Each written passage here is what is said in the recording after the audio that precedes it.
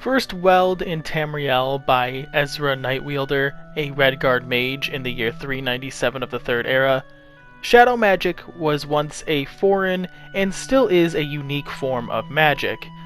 It was introduced in 582 of the Second Era by the Daedric prince Nocturnal, who attempted to take over the Clockwork City. She essentially cloned the leader Sills with a spell known as Shadow Sentience. Yet, other Daedric forces were at play here, as Chancellor Gascoigne Toussaint stumbled upon the skeleton key as a factotum in the Brass Fortress, found the key, and eventually gave it to the Chancellor. A factotum is a mechanical creation designed to maintain the Clockwork City, if you are unaware. Toussaint intended on delivering it to Clavicus Vile. However, the Black Feather Court, a group of feudal Daedra sworn to Nocturnal, stole it. The Vestige, along with Diviath Fur, coordinated with the Clockwork Apostles to recover the key, but failed as Sills Shadow had already held the key. Nocturnal used the key to enter the Clockwork City along with the Shadow, but failed as Diviath Fur, Proctor Luciana Polo, and the Vestige defeated Sills Shadow, hence freeing him in the process, and eventually, as a reward, Diviath Fur was given the key to stash away and protect. Yet Nocturnal's threat didn't just end with her Shadow's defeat, as she was able to use a technique learned by the Shadow to utilize the Crystal Tower.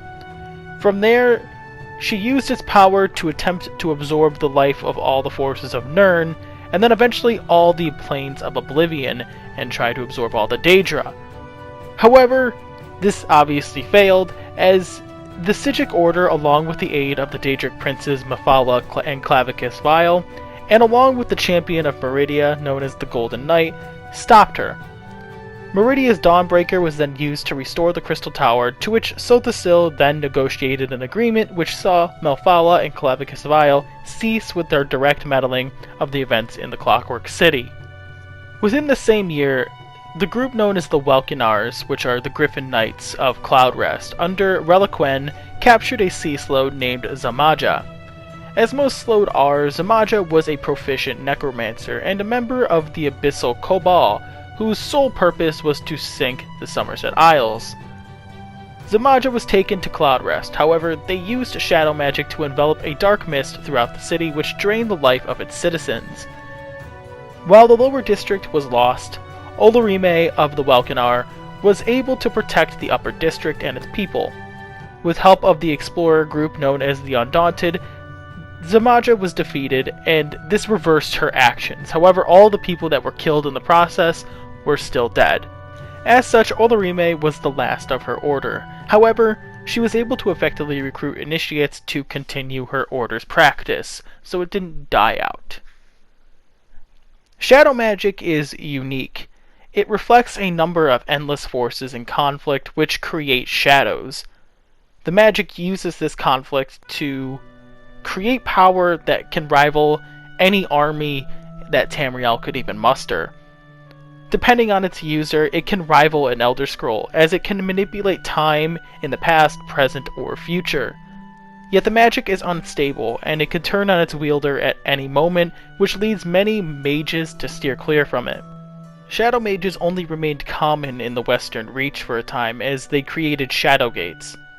Meant to act as a barrier to protect really anything you want, but mostly treasure, you could only enter if you held a shadow key.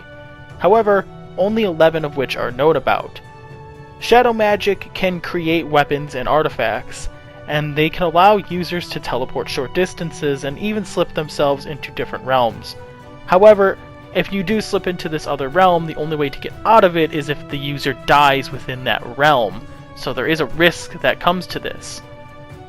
There's a bunch of other theories that are not theories but practices with shadow magic that allow the users to slip into other dimensions and other universes, which contemplates this idea of an Elder Scrolls multiverse or a Tamrielic multiverse, as this isn't something that exists as an Elder Scrolls like theory, this is something that exists within the world.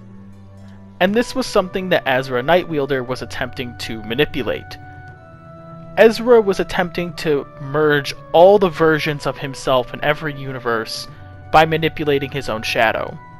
However, he disappeared before he could even attempt to do so, as a conflict with Redguard guards or soldiers caused him to just either flee, disappear, or maybe he even did successfully complete his task in disappearing or merging all his shadows together.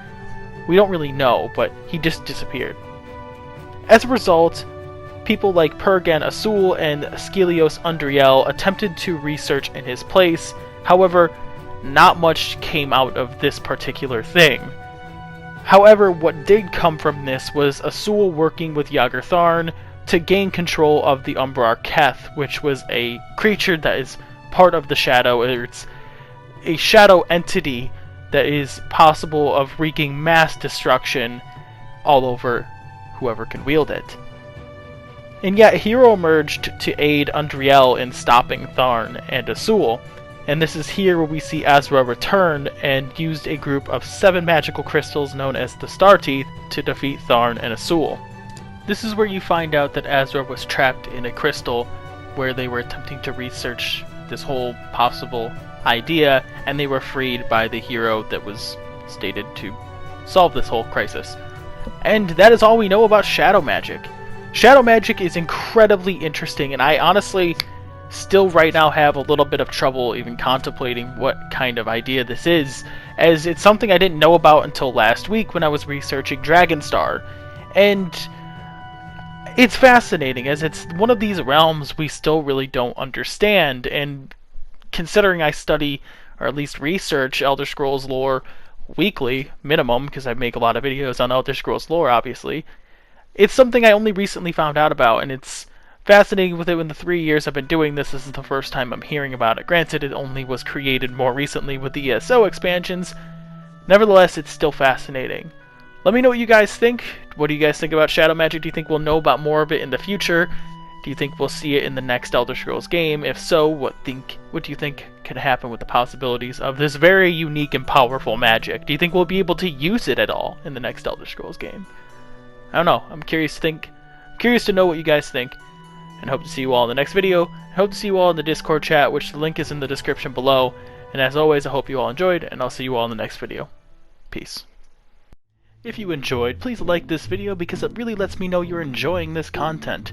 And if you're new to the channel, please consider subscribing. The links are right here for you to click on, and the Discord chat link is right here as well. And overall, I hope you all enjoyed, and I hope to see you in the next video. Peace.